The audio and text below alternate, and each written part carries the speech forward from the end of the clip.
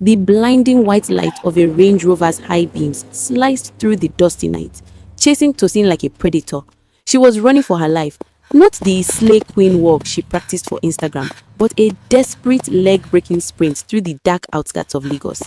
One of her feet was bare, while the other still clutched a designer heel that felt like a heavy stone. "Blood of Jesus! Blood of Jesus!" she screamed, her voice hoarse and cracking with every breath. The SUV roared behind her, the engine sounding like a hungry lion ready to pounce. "God, if I survive this, I will go back to the village and farm. I will never do runs again. I beg, save me," she sobbed, her heart drumming against her ribs like a faulty generator.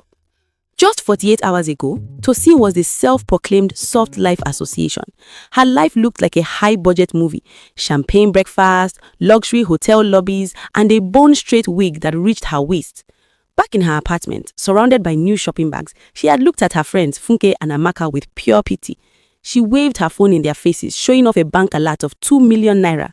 "Omo, girls, look at this level. Chief just sent this for my weekend maintenance. While you people are here arguing about which humble guy will buy you roasted corn, I am moving to the big league.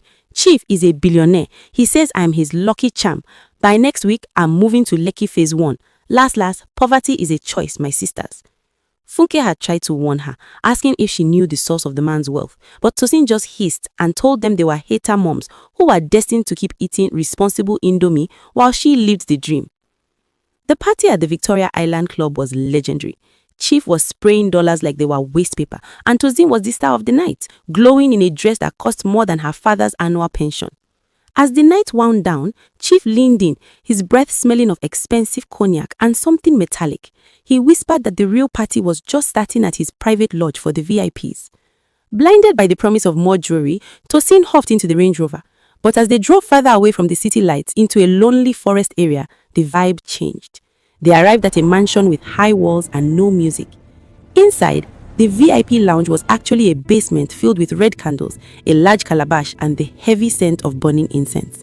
Chief wasn't in his designer agbada anymore. He was tied in a red cloth holding a sharp silver blade. "Chief, where is the money?" Tosin asked, her stomach doing a somersault. Chief's eyes were cold as he replied, "The money is coming, Tosin, but your head has to go first so the money can arrive."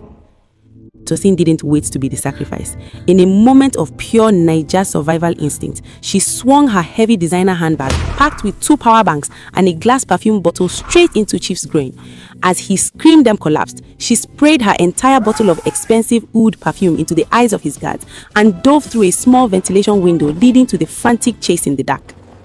By the next morning, a ghost-like figure staggered into the compound. Tosin was covered in mud, her dress was in rags, and her expensive wig was gone, leaving only her messy cornrows exposed.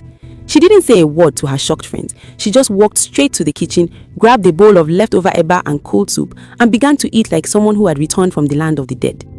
When Amaka asked about the Lekki mansion and Chief, Tosin looked up with wide, teary eyes. "My sister, Chief is a hunter and I was the bushmeat. If you ever hear me say soft life again, please use a stone to pelt me. I'd rather be a living broke girl than a billionaire suya. Thank God for life, oh."